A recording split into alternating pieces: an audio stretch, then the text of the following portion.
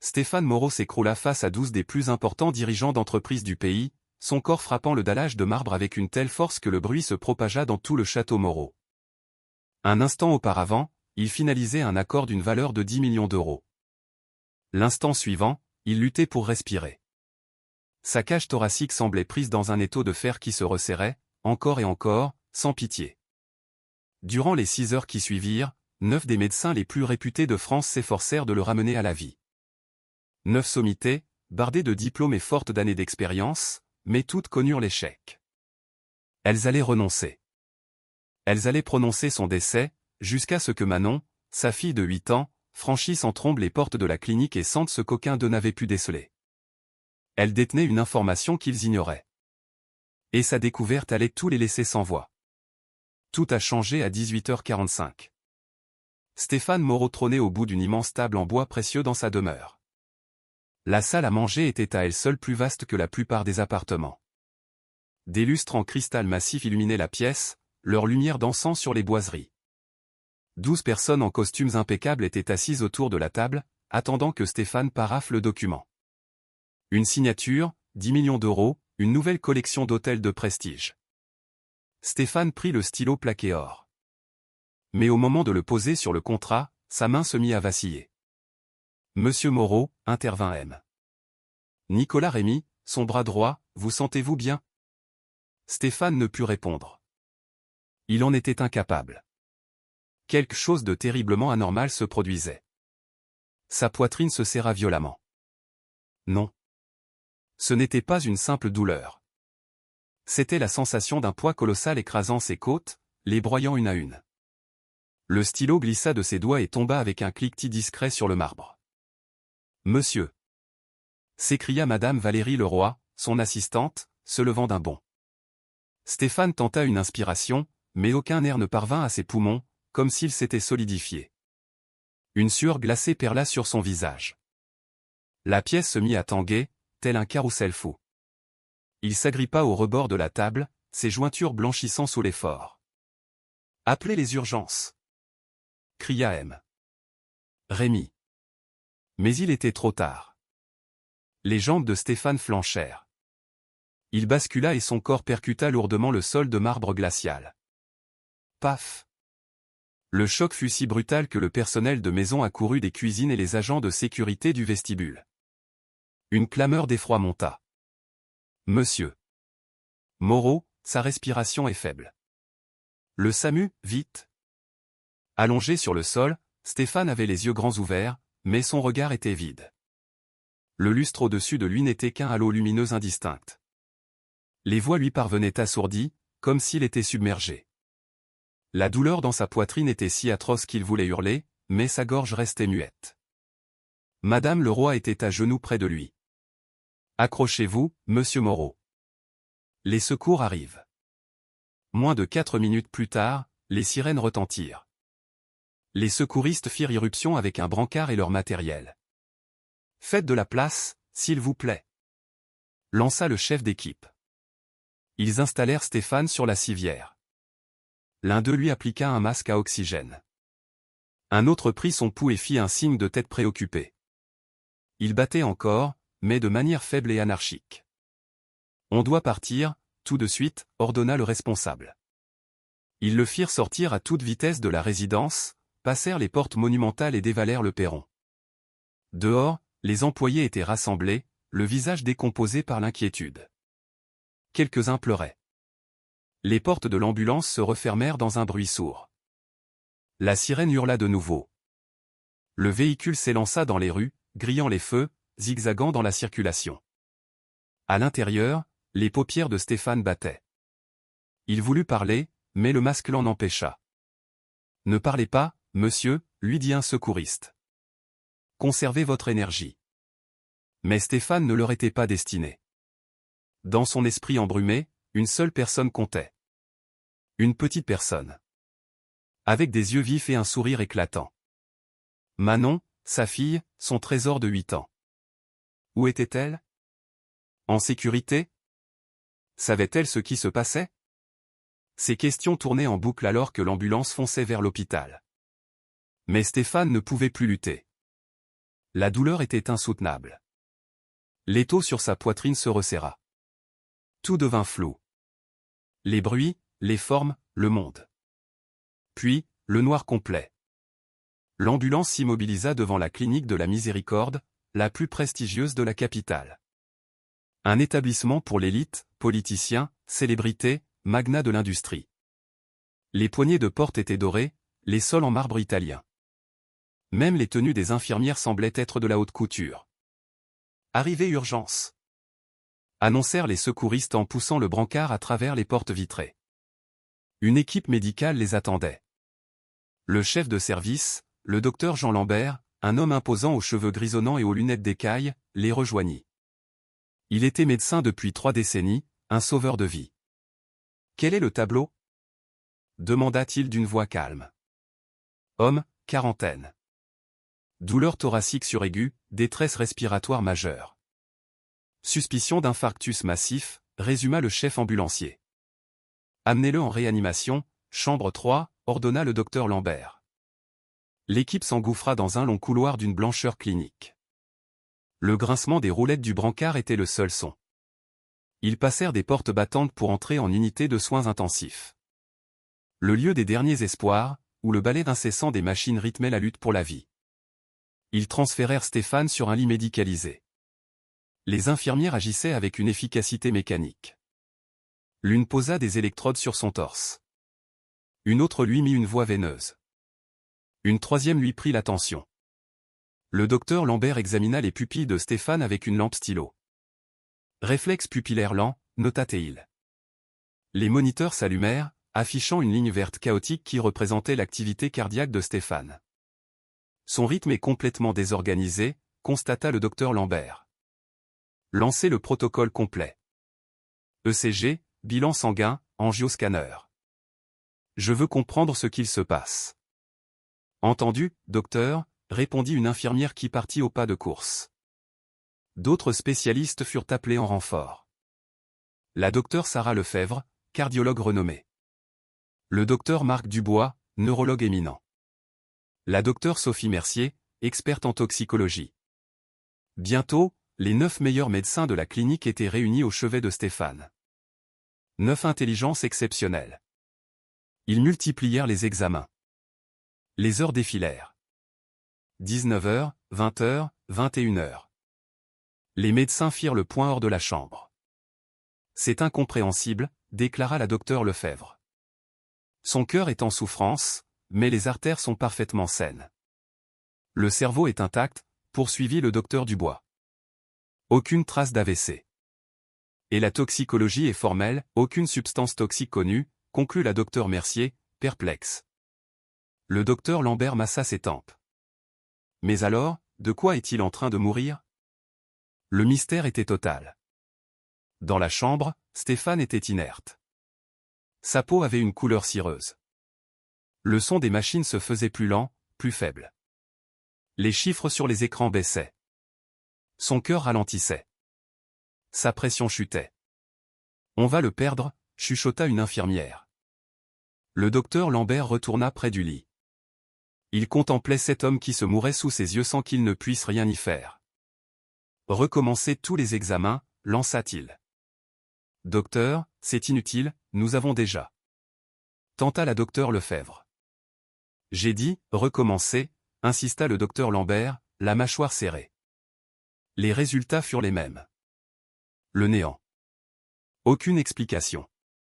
Stéphane Moreau se mourait, et 9 génies de la médecine assistaient, impuissants. Au même moment, une voiture s'arrêta. Une petite fille en sortit en courant. Manon Moreau, 8 ans. Vêtue de sa robe jaune fétiche, elle portait des baskets qui s'allumaient. « Manon, attends-moi » cria Monique, sa gouvernante. Mais Manon filait déjà. « Papa. Je veux voir mon papa. » Marc, un agent de sécurité, l'intercepta avec douceur. « Doucement, jeune fille. On ne peut pas courir partout ici. Mon père est là. Il est très malade. Je dois le voir. » La voix de Manon était chargée d'angoisse. Monique les rejoignit, à bout de souffle. C'est la fille de M. Moreau. Nous avons reçu un appel. Le visage de l'agent se fit plus grave. Ah, monsieur Moreau. Il est en soins intensifs. Mais je suis navré, les visites d'enfants sont interdites. Pardon? S'indigna Manon. C'est hors de question, je dois voir mon papa. Je regrette, c'est le règlement. Les larmes montèrent aux yeux de Manon. S'il vous plaît, laissez-moi passer. Monique réussit finalement à la conduire dans une petite salle d'attente. Manon s'y recroquevilla. Quelque chose ne va pas, dit-elle. Que veux-tu dire, mon cœur? Ce matin, quand papa m'a fait un câlin, il sentait bizarre. Comment ça, bizarre? Je sais pas. Pas comme d'habitude. Comme papy, quand il est tombé malade il y a 2 ans. Tu te souviens de l'odeur? Monique s'en souvenait. Le grand-père de Manon était décédé alors qu'elle n'avait que 6 ans. Non, affirma Manon. C'était la même odeur. J'en suis sûr. À cet instant, une alarme perçante retentit. Bip bip bip bip bip. Puis des voix urgentes, code bleu. Réanimation, chambre 3. Code bleu. Monique blêmit. La chambre 3. La chambre de Stéphane. Manon se redressa d'un coup. Papa. Elle s'échappa de la salle d'attente, ses baskets clignotant frénétiquement dans le couloir. Stéphane Moreau n'avait pas été un père présent. Non pas par manque d'amour. Il aimait sa fille plus que tout. Mais il était esclave de son travail. Il ratait les fêtes d'école, les dîners, les promesses de week-end au zoo. Manon tentait de l'excuser. Mais le soir, elle pleurait en silence, rêvant d'un père qui lui lirait une histoire. Ce matin-là, quand Stéphane était apparu, déjà en costume, le visage de Manon s'était illuminé. « Papa. »« Bonjour, ma chérie », avait-il dit en l'embrassant sur le front. C'est laquelle avait perçu cette odeur. Indéfinissable. Ni parfum, ni savon. Un mélange d'amertume et de douceur, comme une épice médicinale. « Tu sens drôlement, papa », lui avait-elle dit. Il avait ri. C'est sûrement mon nouveau baume après rasage. Il l'avait enlacé une dernière fois. L'odeur était plus nette. Identique à celle de papy. Juste avant sa maladie. Juste avant sa mort. Papa. Avait-elle commencé? Mais il était déjà au téléphone. Maintenant, Manon courait à perdre haleine. Elle arriva devant l'unité de soins intensifs. Marc, le vigile, lui barra la route. Halte là, petite. Mais Manon fonça. Laissez-moi. C'est mon père. Je le sais. Hurla Manon. C'est grave. Je le sens. C'est cette odeur. L'odeur de ce matin. Comme pour papy. À l'intérieur, le chaos régnait. Par le hublot, on voyait l'équipe médicale s'agiter autour du lit. Une voix cria « On est en train de le perdre ». Marc regarda cet enfant en larmes. Il était père lui aussi. Il prit une décision. 30 secondes, dit-il à Manon. C'est tout. Il déverrouilla la porte. Au moment où Manon s'apprêtait à entrer, un son glaçant s'échappa de la pièce. Un bip long, ininterrompu. Bip. Le son de la mort. Assistoli, annonça une infirmière d'une voix blanche. Dedans, les 9 médecins fixaient le moniteur. La ligne était plate. On commence le massage cardiaque, ordonna le docteur Lambert. La docteure Lefebvre entama les compressions. 30 pressions. Puis le docteur Dubois pratiqua 2 insufflations. Rien. La ligne ne bougeait pas. Préparez le défibrillateur. Lança le docteur Lambert.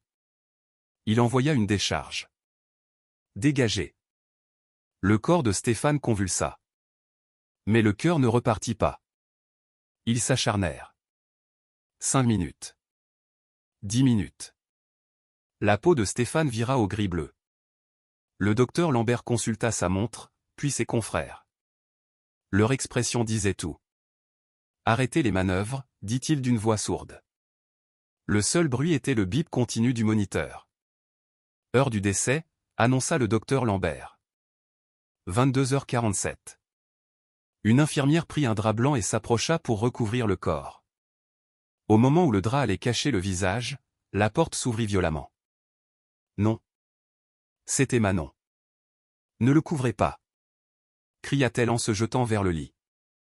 Mademoiselle, sortez, dit le docteur Lambert. Mais Manon était trop rapide. Elle s'agrippa au lit. Papa, gémit-elle. Puis, elle fit face au médecin, le visage ravagé par les larmes. Vous ne comprenez rien. C'est l'odeur. Personne ne la sent? C'est la même qu'avait papy. Le docteur Lambert s'accroupit. Ma puce, je comprends ton chagrin, mais ton papa est. L'odeur. Le coupa Manon. Sentez-le. Je vous en supplie. Sa conviction était telle que le docteur Lambert marqua une pause. Il se releva, s'approcha du corps et se pencha. D'abord, rien que l'odeur d'antiseptique.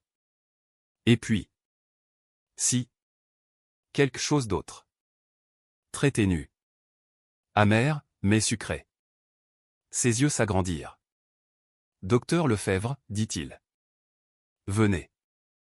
Elle s'exécuta. Puis la docteure Mercier, la toxicologue. Son expression changea du tout au tout. Ça, ce n'est pas une odeur normale. Les autres médecins firent de même. Ça rappelle l'amande amère, nota l'un. Plutôt la cannelle, rectifia un autre. Le docteur Lambert se tourna vers Manon. Que as-tu vu d'autre ce matin? Il avait une sorte de poudre sur le col de sa chemise, répondit Manon. Je l'ai remarqué quand il m'a fait un bisou. La docteure Mercier éclaira le cou de Stéphane avec sa lampe. Juste sous le col, une infime trace de poudre grisâtre. Presque invisible. Avec une loupe, ils virent aussi que la peau en dessous était légèrement irritée. Comment est-ce possible? Murmura la docteure Lefebvre. La docteure Mercier se pencha une dernière fois. Elle se releva, pâle comme la mort. Je sais ce que c'est, dit-elle d'une voix faible. Du MTX7. Une toxine industrielle utilisée en microélectronique. C'est extrêmement rare. Ça provoque un arrêt cardiaque fulgurant, et c'est indétectable par les tests standards. Il faut savoir ce qu'on cherche. La microélectronique. Dit Monique. Il était à sa nouvelle usine cet après-midi, l'usine d'électronique de l'Ouest. Il a parlé d'un problème de ventilation. C'est ça. S'exclama la docteure Mercier. Il l'a inhalé et la poudre s'est collée à sa peau. Appelez le docteur Bernard de la pharmacie. Dites-lui qu'il nous faut l'antidote du MTX7. C'est vital. Le docteur Louis Bernard, le pharmacien, arriva quelques instants plus tard avec un flacon. Il n'y en a qu'une dose. Et logiquement, on devrait attendre les résultats du labo. On n'a pas le temps, le test prend 20 minutes, coupa la docteure Mercier. Le docteur Lambert regarda le visage sans vie de Stéphane, puis celui de Manon. Cet enfant avait réussi là où 9 experts avaient échoué. Injecter l'antidote, décida-t-il. La docteure Mercier prépara l'injection. C'est notre unique chance, dit-elle. Si ça fonctionne, on le saura dans les 2 ou 3 minutes. Sinon. Elle injecta le produit dans la perfusion. Et l'attente commença. Un silence de mort, ponctué par le « bip » monotone du moniteur. 10 secondes. 20. 1 minute. Rien. La ligne était plate. Manon pleurait en silence. Papa. 1 minute et 10 secondes. 1 minute et 20 secondes. Bip. Un sursaut collectif. Bip. Là. Une minuscule ondulation sur la ligne. Presque imperceptible. Bip. Une autre, un peu plus prononcée. Le cœur, souffla le docteur Dubois. Il repart. Bip. Bip. Bip bip bip. On a un rythme? Exulta le docteur Lambert. La chambre s'anima. La ligne sur l'écran dessinait une courbe de vie, faible, mais régulière. Le teint de Stéphane reprit des couleurs. Ses paupières bougèrent. Il ouvrit lentement les yeux. Son regard flou se fixa sur Manon. Non. Sa voix n'était qu'un souffle. Le docteur Lambert lui expliqua tout. C'est votre fille, monsieur Moreau. Elle a refusé d'abandonner. C'est elle qui nous a mis sur la voie. Elle vous a sauvé la vie. Stéphane tourna son visage vers sa fille. Les larmes coulèrent sur ses joues. Pour la première fois, il comprit. La chose la plus précieuse au monde n'était pas un contrat ou un hôtel. C'était cette petite fille en robe jaune qui lui serrait la main. Dès le lendemain, l'affaire fit la une. Une fillette de 8 ans sauve son père milliardaire. Manon était une célébrité. Le docteur Lambert confia à la presse, elle nous a donné une leçon d'humilité à tous. 3 jours après, Stéphane sortit de la clinique. Il annula tous ses rendez-vous pour le mois. J'ai une priorité, dit-il à son assistante. Être un père. Et ce mois-là, il le devint vraiment. Il l'emmenait à l'école, partageait des glaces avec elle, dînait à ses côtés. Le samedi suivant, comme il l'avait promis, ils allèrent aux eaux de Beauval. Ils dévorèrent des saucisses frites et de la barbe à papa. Ce fut le plus beau jour de sa vie. Un soir, un mois plus tard, ils étaient sur le balcon. Manon dormait contre lui. Stéphane la regarda et chuchota, « Tu n'as pas fait que sauver ma vie, ma princesse. Tu m'as appris ce que c'est que de vivre. Je pensais bâtir un avenir pour toi, mais la seule chose que tu voulais, c'était moi. » Il la serra contre son cœur. Il avait enfin tout compris. Les plus grands héros sont parfois les plus petits. Et le bien le plus précieux n'est pas ce que l'on possède, mais le temps que l'on donne à ceux que l'on aime.